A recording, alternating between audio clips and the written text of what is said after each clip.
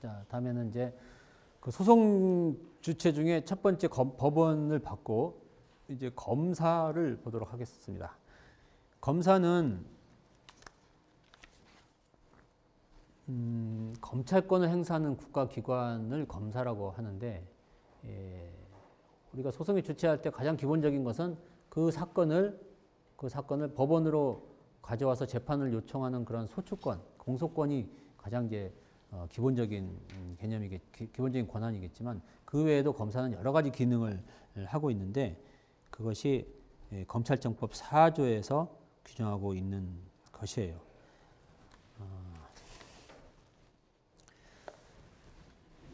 우선 검사는 형사 사법 권력을 행사하는 한 기관이고, 국가기관이고, 이 형사사법기관 형사사법이라고 하는 것은 뭐냐면 어떤 범죄가 벌어졌을 때 거기에 대해서 국가 형벌권을 실현하는 절차인데, 이것을 이제 사법이라고 하죠. 그 사법은 항상 먼저 사건이 있고 그 후에 이렇게 국가 권력을 행사하는 그런 개념을 가지고 있어요. 그래서 검찰은 일종의 사법기관이라고 할 수가 있는데, 그러나 이 검찰은 우리가 입법, 행정, 사법이라고 했을 때 그 사법에 속하지 아니하고 행정부에 속하게 되죠. 그래서 사법기관이라고 바로 말할 수 없는 면이 있어요.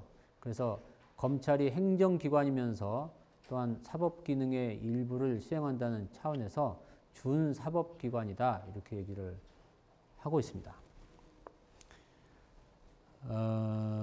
검찰이 바로 준사법기관이기 때문에, 즉 검찰이 단지 피고인을 잡아서 처벌만 하는 그러한 조직이 아니고 우리 정당한 국가 형벌권을 실현하는 국가기관이기 때문에, 검찰에게는 단지 피고인의 반대 당사자의 입장만 있는 게 아니라 피고인을 위해야 되는 입장도 있어요. 그래서 검찰은 정당한 법을 실현하는 어떤 의무가 있는데, 이것을 검사의 객관 의무라고 해요.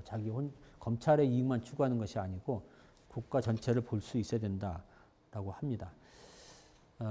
그런데 이 검찰이 준사법기관이라고 하는 말에는 여러분이 조금 조심해야 될 것이 있는데, 검찰이 준사법기관이라는 말의 한쪽 이면에는 어떤 것이 있냐면, 검찰이 법원과 똑같이 국가 형벌권을 실현하는 기관이라는 개념에서 조금 더 나아가서 따라서 형사 절차를 주재하는 기관이고, 따라서 피고인에 대해서 형벌권을 부여하는 기관이지 피고인과 대등한 입장에서 소송에 관여하는 것은 아니다라는 입장으로 발전할 수 있고요. 그런 입장을 좀 더 발전시킨다면 피고인보다 소송 절차에서 피고인에 대한 검찰의 우위를 정당화하는 논거로 사용할 수도 있어요. 근데 이것은 준사법기관이라는 말 자체가 우리 현대에서 요구하는 바와는 조금 다른 면이기 때문에, 검찰이 준사법기관인 것은 맞지만 그것을 논거로 해서 어떤 피고인의 인권을 제한하는 쪽으로 논변을 전개시켜서는 안 된다라는 것을 말씀을 드리고 싶어요.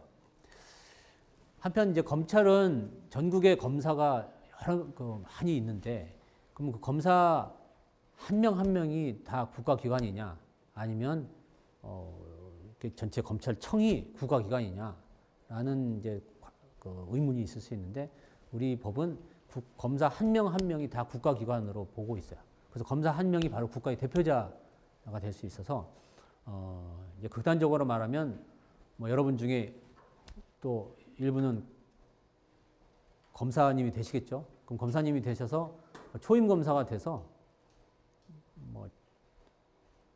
의욕에 넘쳐가지고 여당 대표를 구속하겠다. 그래갖고 여당 대표를 구속해도 법적으로는 하자가 없어요. 여당 대표 불러서 조사할 수도 있고 다 적법한 권한 행사라고 볼 수 있어요. 검사는 그만큼 권한이 세죠.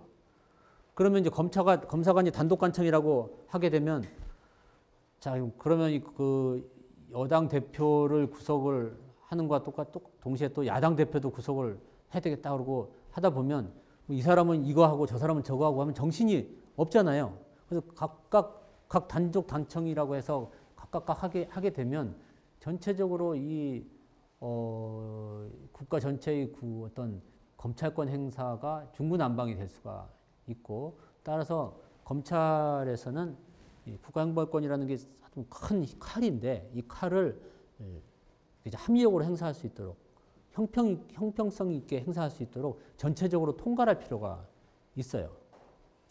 그래서 각각 검사가 법적으로는 단독해서 어떤 권한을 행사할 수 있지만 그러한 그 자의적인 어떤 또는 부당한 검찰권 행사 또는 그것을 막고 합리적인 행사, 검찰권 행사를 보장하기 위해서 하나의 그 조직을 만들게 됐는데 이것을 검찰 조직으로서 그 지휘 감독 관계로서 만든 것이죠.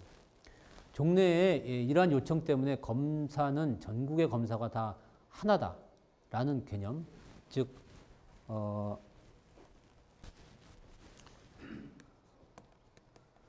검사 동일체의 원칙이 있었습니다. 검찰 동일체의 원칙이 있었어요. 이것은 검찰총장을 정점으로 하는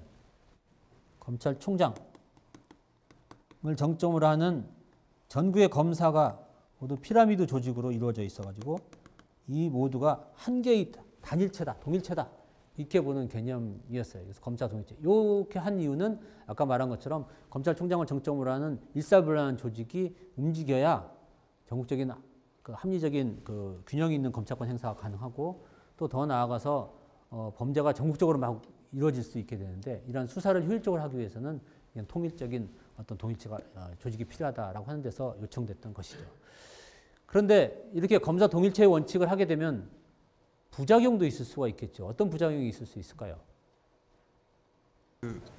아까도 교수님께서 말씀하셨듯이 피고인의 경우에는 이제 혼자 있는 경우, 그러니까 상대적으로 약자의 지위에 있기 때문에 소송 과정에서는 검찰이 지나치게 조직만을 앞세워서 그렇게 피고인을 구속하고 하다 보면 피고인에 대해서도 어떤 불필요한 어떤 권력들이 행사될 수 있고 또 넓게 보아서는 검찰 조직이 지나치게 너무 이렇게 권력이 세짐으로써 다른 어떤 문제들도 나올 수 있을 것 같습니다. 네, 이렇게 조직이 똘똘 뭉치면요, 조직의 힘이 세지죠. 그래서 지나치게 조직이 세지면서 피고인의 권리 또 나아가서 인권이 침해될 소지도 많고 또 더 나아가서 이제 그렇게 될 가능성이 있는 것이 조직법적으로 가능하다는 것은 만약에 우리가 소송 구조를 처음 얘기할 때처럼 어떤 결정을 하는 사람이 신적인 존재이고 하느님 같은 그런 능력이 있다면 그 결정하는 사람의 결정에 다 따르면 좋겠지만 결정하는 것이 다 하나의 인간이고 인간이라는 것은 나약한 존재인 거예요. 자기의 이해관계에 따라서 판단이 바뀔 수도 있고 자기의 어떤 한정된 지식하에서 잘못 판단할 수도 있고 이런 것이죠. 예를 들면 만약에 검찰총장 이렇게 일사불란하다면 검찰총장 하나만 내수를 하거나 딱 잡으면 전국 검찰을 자기 손아귀에 넣을 수 있는 그런 것이 되겠죠. 극단적으로 근데 대통령이 공안 전치를 펼치고 싶을 때 총장을 자기 신복을 딱 씹는다. 그러면 자기 대통령이 자기 마음대로 우리나라를 요리할 수 있는 그런 중요한 칼을 갖게 되는 거고. 그래서 아무리 부당해도 위에서 지시하면 바로 따라야 되는 그런 조직이라면 굉장히 위험할 수 있다라는 데 이제 이르게 되죠. 그래서 우리가 이제 그 검찰청법을 개정을 해서 우리 검찰청 개정을 해서 2004년도에 이제 개정을 했는데 이 개정을 하면서 검사 동일체의 원칙이라는 말을 없앴습니다. 없애고 대신 그러나 아까 말한 두 가지 요청, 즉 전국적인 검찰권의 그 균형 있는 행사, 또 전국적인 수사의 필요성 이런 것들 때문에 그러한 이제 이런 조직체는 필요하고 그래서 이제 지휘 감독 체계는 그대로 유지되면서 밑에 있는 그러니까 지휘 감독이라는 것은 상부에서 명령을 하면은 따라야 되는 복종 의무가 있는데 복종하게 되는 검사도 이의를 제기할 수 있는 이의 제기권을 부여하는 쪽으로 구조를 바꿨어요. 그래서 그게 현재의 검찰 조직의 모습이다라고 볼 수가 있겠습니다. 그래서 이제 지금 현재의 검찰 조직의 지휘 감독 체제, 즉 종래는 이제 검찰 동일체 원칙이라고 했지만 더 이상 그렇게 말을 쓰는 것은 적절치 않고 지휘 감독 체계라는 체제라는 말을 쓰고 싶은데 그러한 체제의 내용은 뭐냐면 그 지휘 감독자가 지휘를 감독받는 검사에 대해서 명령을 내리면 그것을 따라야 되는데 이 명령은 그 검찰의 직무상 행한 명령에 한하는, 그래서 직무 명령에 한해서 그것을 따라야 될 의미가 있는 것이고, 만약에 이 직무 명령이 위법하거나 또는 재량권이 남용 이톤된 명령이라면 이렇게 거기에 따르지 않아도 되는 것이죠. 그래서 예를 들면 이제 우리가 문제됐던 사건이 검찰 사건 중에 이제 내사가 있는데, 뭐 예를 들면 검사가 어떠한 기업에서 다에게 조세를 포탈한 혐의를 포착하고 조사를 하고 있는데 마침 그 기업의 사장이 검사장의 친구다. 그래서 검사장이 그거 조사하지 마라 이렇게 명령을 하면 그걸 따르면 안 되겠죠. 따르지 않고 조사를 할 수 있도록 하게 이제 보장을 하고 있는 것이에요. 검사가 단독관청이라는 것과 이렇게 지휘감독 체계라는 것을 조화시키는 어떤 제도가 필요한데, 그걸로써 우리가 보여주는 게 이제 직무승계, 직무 이전이라는 개념이 있습니다. 자, 근데 검사장이 있어요. 대검찰청에는 검찰총장이 있고 각 지방검찰청에는 검사장이 있죠. 검사장이 자기 일을 해야 하는데 모든 것을 다 검사장이 할 수 없기 때문에 일부는 차장검사한테 일을 맡겨줘요. 차장검사.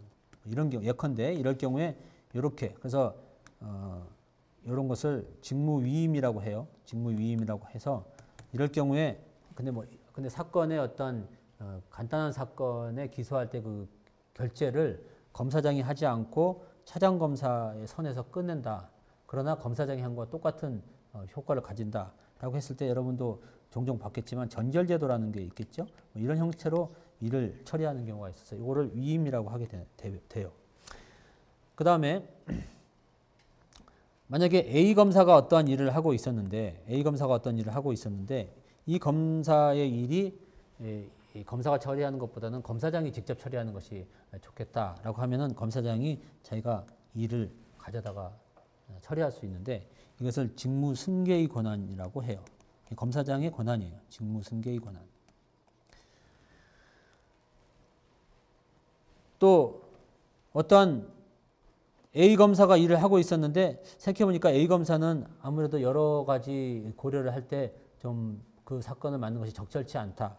근데 그 사건의 피의자가 A 검사의 친구다. 뭐 이런 생각이 들어서 이런 경우에 이 검사장이 A 검사가 하는 것보다는 B 검사가 하는 것이 좋겠다라고 판단하면 이 사건을 B 검사가 하도록 바꿀 수 있어요. 이것을 직무 이전의 권한이라고 해요. 그래서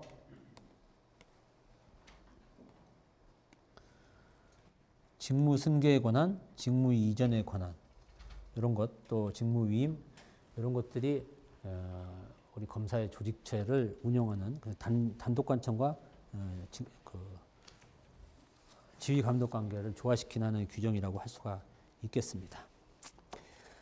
한편 이제 검사가 조직이 이렇게 지휘 감독 관계를 가지고 있기 때문에 어떠한 특색이 발생하게 되냐면은 검사가 바뀌어도 그 수사에는 절차는 계속 할 수가 있어요. 법원의 경우에는 그 재판부끼리, 즉 1재판부, 2재판부, 3재판부가 모두 다 모여가지고 법원장을 정점으로 한 피라미드 이런 조직이 아니고, 법원은 아까 소송법상 의미의 법원이라고 하는 개념과 같이 각각 재판부가 독립된 법원이고 그것으로 끝이에요. 그 법원장은 그 사건에 대해서 개입을 할 수가 없도록 되어 있어요. 그것이 사법부의 독립, 사법권의 독립이죠. 그래서 A 재판부가 한 것을 B 재판부로 바꾸고 이렇게 함부로 할 수가 없고, 그렇게 바꾸려면 아까 우리가 본 것처럼 관할을 이전한달지 여러 가지 규정에 따라서 정당한 법적 근거가 있고 정당한 법적 절차에 따라서 바꾸지 않는 한 바꿀 수 없도록 이렇게 되어 있는 것이 법원의 업무 문제인데, 이 검찰은 전체적인 같은 조직체이기 때문에 A 검사가 사건을 하다가 B 검사가 해도 아무런 문제가 이제 없는 그런 조직을 되어 있고, 또 같은 맥락에서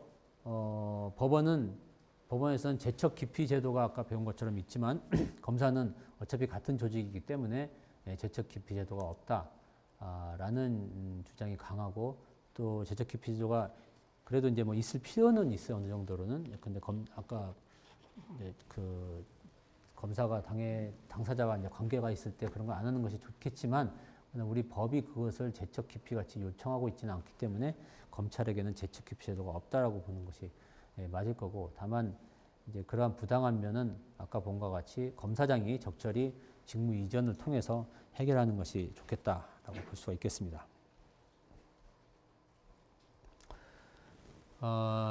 지금까지 본 것이 이제 대충 검찰의 어떤 조직이나 그 특성인데요. 그럼 검찰이 형사 소송의 주체로서, 형사 절차에 관여하는 주체로서 가지는 기능이 몇 가지가 있는데, 첫째는 검찰은 수사를 할 수 있어요. 사건이 있으면 수사를 할 수 있고 수사권의 주체가 되는 거죠. 검사는 수사권이 있다.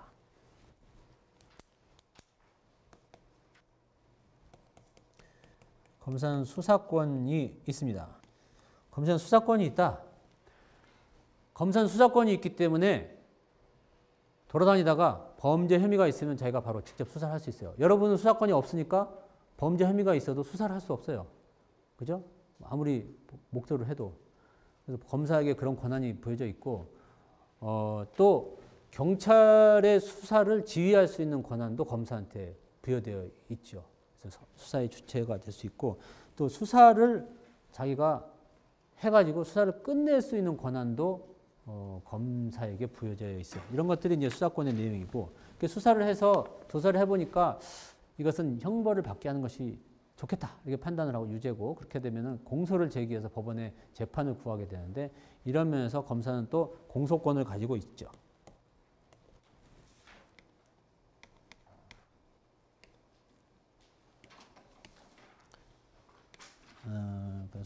수사기관의 일을 하고 있고, 두 번째는 수사한 끝에 공소기관의 기능을 가지고 있고요. 세 번째는 공소를 해서 재판이 되면은 그 유죄 판결이 됐다. 그러면 그것을 형벌을 줘야 되겠죠. 그래서 그 재판에서 확정된 대로 재판의 내용을 실현하는, 재판을 집행하는 기관으로서도 기능을 하고 있어요. 재판 집행기관이다. 이 세 가지 기능을 가지고 있는 게 소송법상 그 검사의 기능이라고 할 수 있습니다. 그 중에서 이제 이 공소기관에 관해서 조금만 더 살펴보게 되면은, 이 공소기관은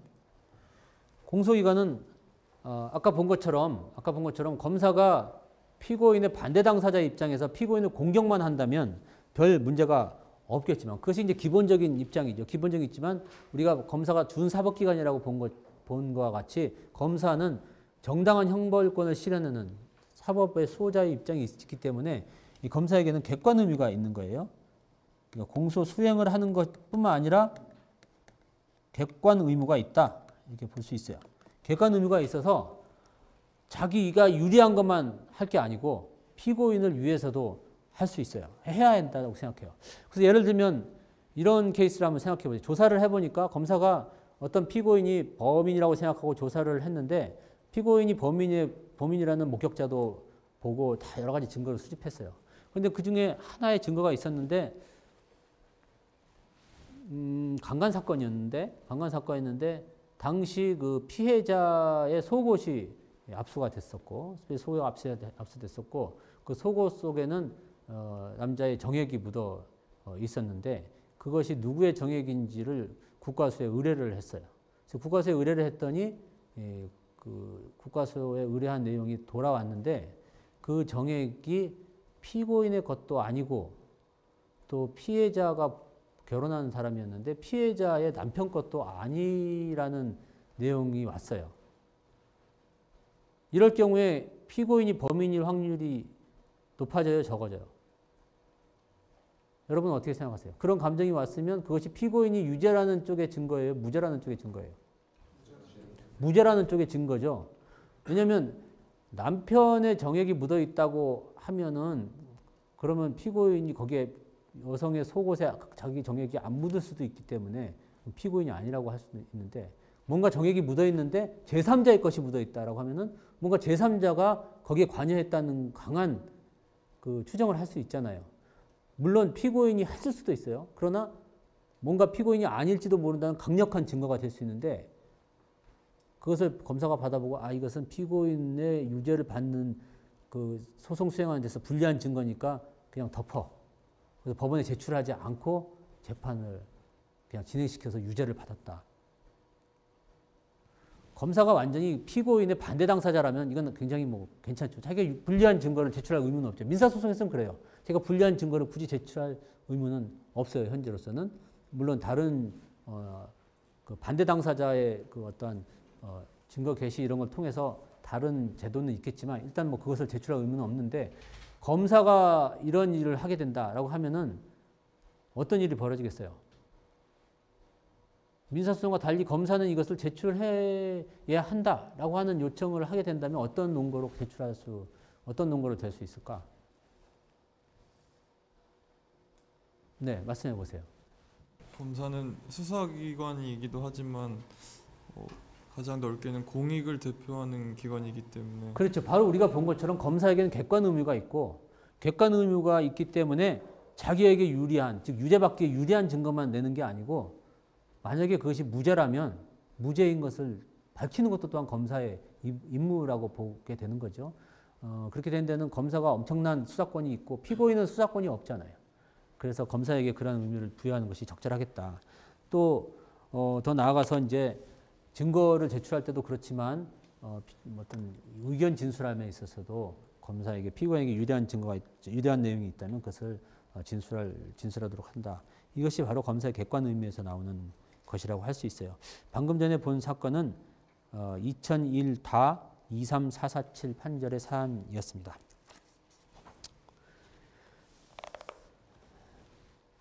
자, 그 다음에 이제 그 수사기관의 두 번째가 이제 사법경찰관리예요. 사법경찰관리가 수사기관의 그 가장 광범위한 수사를 하고 있는 기관이라고 볼 수 있는데 범죄 수사를 담당하는 경찰을 사법경찰관이라고 해요. 경찰은 범죄 수사만 맡은 것이 아니죠. 여러분이 우리가 첫 시간에 배운 것처럼 교통사고가 나면 현장에 달려가서 그것을 조치해 주는 것도 역시 경찰이고 그러죠. 그래서 뭐 소위 민중의 지팡이라는 얘기가 있는 것처럼 우리가 일상생활에서 필요한 것에 많은 도움을 주고 있는 게 경찰인데 우리 형사소송에서 관심을 갖는 경찰의 작용은 그중에 아주 일부인 사법경찰 작용이에요. 사법경찰 작용은 바로 범죄가 일어나고 그것이 어떤 자가 범죄를 저질렀는지를 이렇게 파악해 들어가는 그런 범죄 수사와 관련된 경찰이라고 할 수 있어요. 그 심사장이라고 할 수 있어요. 그러면 사법경찰과 관련해서 그 경찰관이 두 부류로 나눌 수 있는데 하나는 사법경찰관이고 하나는 사법경찰리예요. 사법경찰관, 사법경찰리 이 두 부류로 나눌 수 있고 이것은 경찰의 직급, 우리 법에서 정해져 있는 경찰의 직급이 있는데 경위부터 사법경찰이라고 해요. 그리고 그 밑에 경사, 경장, 순경은 사법경찰이라고 하고 있고 경위 위에 뭐 여러분도 아시다시피 경감, 경정, 총경, 경무관 이렇게 있죠. 경무관 이런 지체를 가지고 있어요. 이 사람들은 관이고 이 사람은 리라고. 그래서 이 둘을 합쳐서 사법경찰관리라고 해요. 그럼 관과 리의 그 구분은 뭐냐면 관은 자기가 수사를 자기 이름으로 할 수 있는 사람이 관이에요. 리는 보조자예요. 보조자의 입장에서 취하고 있는 게 리라고 할 수가 있어요. 종래 우리나라 형사소송에서는 검사만이 수사권의 주체로 봤어요. 검사권이 수사권의 주체고 사법경찰은 관이건 리건 할 것 없이 모두 검사의 수사를 보조하는 입장에만 보조하는 기능만 하고 있었죠. 그런데 현실적으로 검사가 수사하는 사건보다 경찰이 수사하는 사건이 훨씬 많죠. 그리고 국민들이 제일 먼저 피부로 다치는 것이 경찰이에요. 그래서 현실적으로는 경찰이 다 수사를 하고 있는데 법만 경찰이 수사가 아니고 검사가 수사를 하도록 그렇게 되어 있었어요. 그래서 이러한 문제들 등 해가지고 경찰이 독자적인 수사를 할 수 있는 어떤 그러한 권한을 이제 부여해야 된다. 이런 목소리가 높았고, 특히 경찰 쪽에서 그런 것을 많이 요청을 했고, 그 결과 우리 형사소송법이 개정이 돼서 드디어 이 경찰에게도 수사권이 부여되었죠. 수사권이 부여됐고, 당시 수사권이 부여됐을 때 국회에서 일단 합의된 것은 지금 법과 달리 현실에서 경찰이 수사를 하고 있으니 그 현실을 인정하는 선에서 일단 제도를 구성하자 이렇게 합의를 받고, 그 구체적인 내용은 대통령령이 규정을 하고 있어요. 그런데 지금 현재의 구조는 구체적으로 대략적으로 얘기하면 이렇게 볼 수가 있어요. 사법경찰관은 검사가 있고 사법경찰관이 있는데, 사경. 검사는 수사를 처음에 시작할 수 있어요. 이건 수사를 개시한다고 할 수 있고요. 수사를 시작할 수 있어요. 무슨 범죄가 있으면 수사를 시작할 수 있고, 또 수사를 진행할 수 있어요. 계속 할 수 있고, 수사를 종결할 수 있어요. 검사는. 이 세 개를 다 할 수 있는 게 검사예요. 그런데 현행법상 사법경찰관은 수사를 시작할 수 있고 수사를 계속할 수는 있지만 수사를 종결할 수는 없어요. 수사의 종결이라는 것은 뭐냐면, 조사를 해봤더니 이것이 범죄 혐의가 있다라고 하면 수사를 끝내고 그 다음 단계로 가는 게 공소를 제기하는 거죠. 법원에 돌려주는 공소를 제기하는 것. 그래서 이제 기소라고 하죠. 기소. 또 수사를 해봤더니 이거 범죄 혐의가 없다. 또는 기타 다른 공소를 제기할 수 있는 장애 사유가 자기할 수 없는 장애 사유들이 있다라고 할 때는 불기소를 하게 돼요. 그래서 기소, 불기소 처분을 하는 것을 종결이라고 할 수 있는데, 이 종결 권한, 기소, 불기소 처분 권한은 오직 검사만 갖고 있죠. 그래서 경찰이 조사를 하고 일정한 상태에서 검사한테 그 사건을 이제 송치를 하게 되고, 자기가 이제 경찰이 조사한 의견을 붙여서 송치를 할 수 있게 규정을 하고 있어요. 그런데 우리 여기서 이제 또 우리 196조 형사소송법 196조에 뭐라고 되어 있냐면, 하여튼 검사는 종래 수사 지휘권이 있다고 했잖아요. 경찰에 대해서. 경찰의 모든 수사에 대해서 지휘를 할 수 있도록 되어 있어요. 지휘할 수 있도록 되어 있고, 또한 사건을 자기 쪽으로 돌려오도록 지휘할 수도 있는 것이 포함된다고 이제 해석되고 있어요. 하여튼 거기도 이제 논란이 있을 수가 있는데, 어쨌든 이런 과정에서 이 검찰이 모든 사건에서 수사 지휘를 하게 되니까 경찰 입장에서는 극단적으로 예를 들면 이런 거죠. 검사가 무슨 잘못을 저지르면 검사는 잘 조사를 하지 않겠죠. 자기네 식구니까. 그럼 경찰이 그것을 조사할 때 검사가 그것을 그거 조사하지 마라. 이렇게 지휘를 할 수 있고, 그거 내가 조사하겠다. 이렇게 지휘를 할 수도 있단 말이에요. 그러니까 경찰 입장에서는 그런 지휘는 부당하다고 생각하고, 그러니까 제발 우리가 나중에 기소 불기소 여부는 검찰 당신이 결정하는 거 오케이다. 그러나 제발 우리가 조사할 때는 건들지 말라. 우리가 독자적으로 잘 조사하고 나중에 사후적으로 우리가 조사가 잘 됐는지 못 됐는지 나중에 판단할 수 있지 않겠느냐라고 하는 것이 경찰의 지금 입장이에요. 경찰의 입장. 그래서 경찰은 가급적이면 검사의 수사 지휘 또는 검찰의 경찰의 말로 하면은 간섭이죠. 그걸로부터 벗어나고 싶어 하는 것이 경찰의 어떤 희망이고, 검찰은 그렇게 너희들이 독자적으로 수사를 하다 보면 무슨 인권 침해를 할지 모르겠다. 우리가 계속해서 지휘 감독을 해야 되고, 또 우리 형사소송법상 모든 수사에 대해서 지휘 감독할 수 있도록 규정되어 있기 때문에 우리가 다 지휘 감독을 계속 하겠다라고 그렇게 주장을 하게 되고, 지금 법이 개정돼서 경찰이 독자적으로 개시하고 진행할 수는 있지만, 그러나 역시 우리의 지휘 감독에 복해라라고 요청하는 것이 검사의 그렇게 주장하는 것이 검찰의 이제 입장이에요. 그래서 지금 경찰의 입장과 검찰의 입장이 지금 대립되어 있고, 더 나아가서 이제 그 해석론뿐만 아니라 입법론적으로 경찰은 보다 완벽하게 수사권이 독립되었으면 하는 것이 경찰의 바람이에요.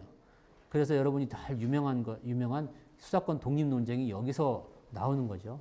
그럼 과연 경찰을 검찰의 지위로부터 독립시켜서 독자적인 수사를 할 수 있는 것이 좋은지, 아니면 검사의 지위를 계속 받도록 하는 것이 좋은지 우리가 고민을 해야 돼. 우리가 지금 2014년 우리 대한민국 국민들이 고민해야 될 것인데, 고민의 이제 결론은 좀 계속해서 나오도록 하고, 우리 이 시간에 그것을 얘기할 수는 없을 것 같고, 여기서 여러분이 한 가지, 이러한 고민에 있어서 가장 중요시해야 될 기준이 뭐일 것 같아요? 무엇을 위해서 경찰을 독립시킬 것인가 말 것인가를 고민해야 될 것 같아요. 그것의 목표 지향점은 뭐겠어요? 피고인의 인권, 그렇죠? 피고인을 포함한 어떤 우리 대한민국 국민들이 어떤 제도를 가지는 것이 보다 국민들에게 좋을 것인가? 특히 인권 보장에 더욱더 합리적인 제도이고 바람직한 제도인가를 따지는 면, 즉 국민의 권리, 피고인의 권리, 인권 보장 이런 차원에서 검경 수사권 독립 논쟁을 바라봐야 된다고 생각을 해요.